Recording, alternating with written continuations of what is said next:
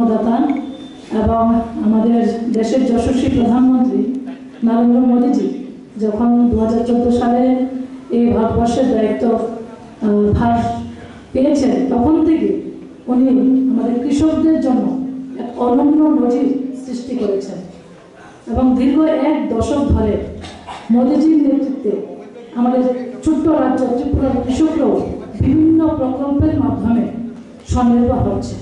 মোদীজি বলছেন যে কৃষকদের আয় দ্বিগুণ করতে হবে, তার জন্য বিভিন্ন আধুনিক মানের বীজ, সার বা বিভিন্ন যন্ত্রপাতি সেগুলি দিয়ে কৃষকদেরকে স্বয়ংসম্পূর্ণ করে। তার থেকে যেটা সব থেকে বড় যে প্রধানমন্ত্রী কৃষি সম্মান নিধি বছরে 6,000 টাকা আমার সমস্ত কৃষক ভাই বোন যাদের কাছে জমির পর্চা আছে তারাই কিন্তু সেই সুবিধাটা পাচ্ছে অনলাইন বেনিফিটে, এবং ডিবিটির মাধ্যমে সেই টাকা ডাইরেক্ট বেনিফিশিয়ারি অ্যাকাউন্টেই চলে যাচ্ছে।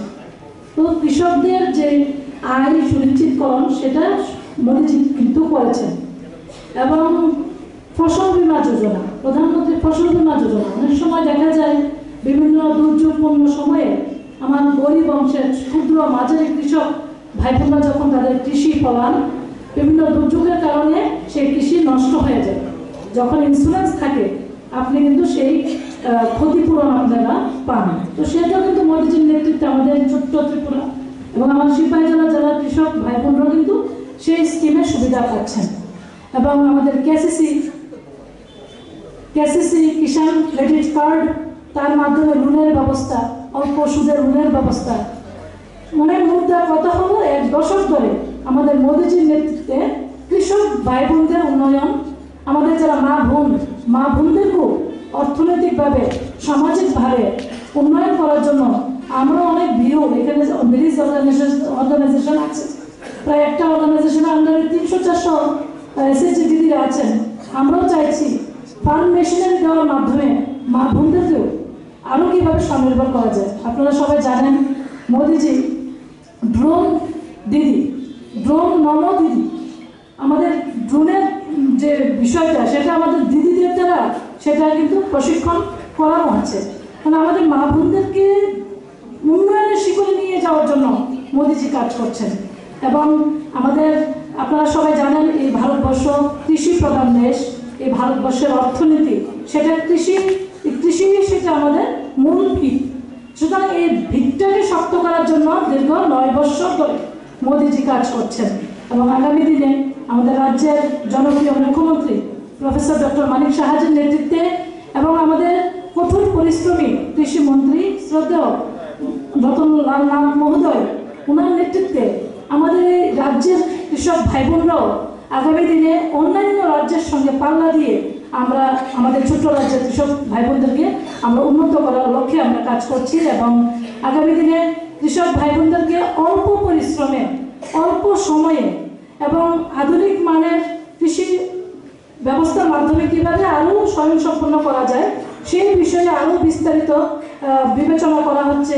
মানে উদ্দেশ্য একটাই, কৃষকদেরকে সামনের সারিতে নিয়ে আসা।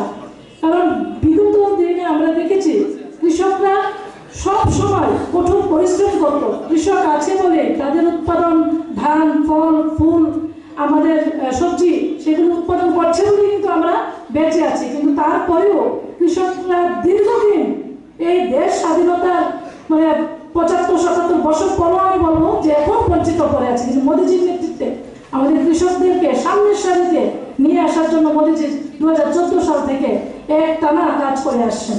আগামী দিনে আপনাদেরকে আরও কীভাবে স্বয়ংসম্পন্ন করা যায়, কারণ মোদীজির লক্ষ্য এক ভারত শ্রেষ্ঠ ভারত, স্বনির্ভর ভারত।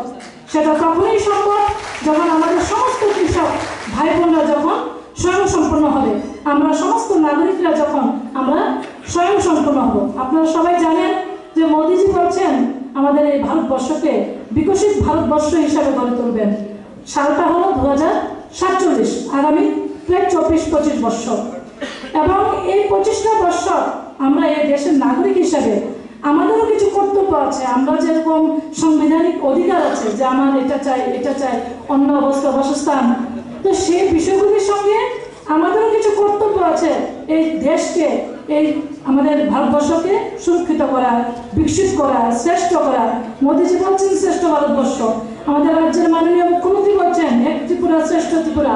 সেটা তখনই সম্ভব যখন আমরা সবাই ঐক্যবদ্ধ হয়ে সেই স্লোগানে সাড়া দিয়ে আমরা এগিয়ে আসবো। আমার বিশ্বাস আপনারা সবাই এগিয়ে আসবেন।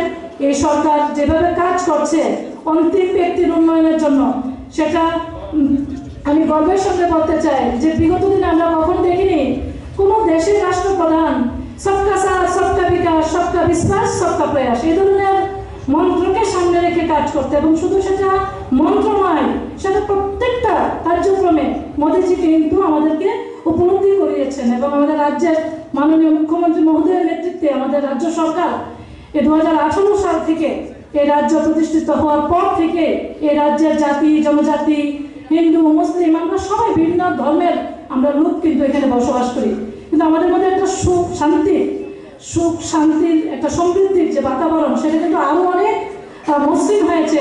আগামী দিনে আমরা চাই আরো মসৃণ হোক। আমরা সবাই মিলে আমাদের এই ছোট্ট রাজ্যকে শ্রেষ্ঠ রাজ্য, স্বনির্ভর রাজ্য এবং ভারতবর্ষকে বিকশিত করার জন্য আমরা এই দেশের নাগরিক হিসেবে আমাদের যে কর্তব্য, যে দায়িত্ব, সেটা আমরা পালন করব।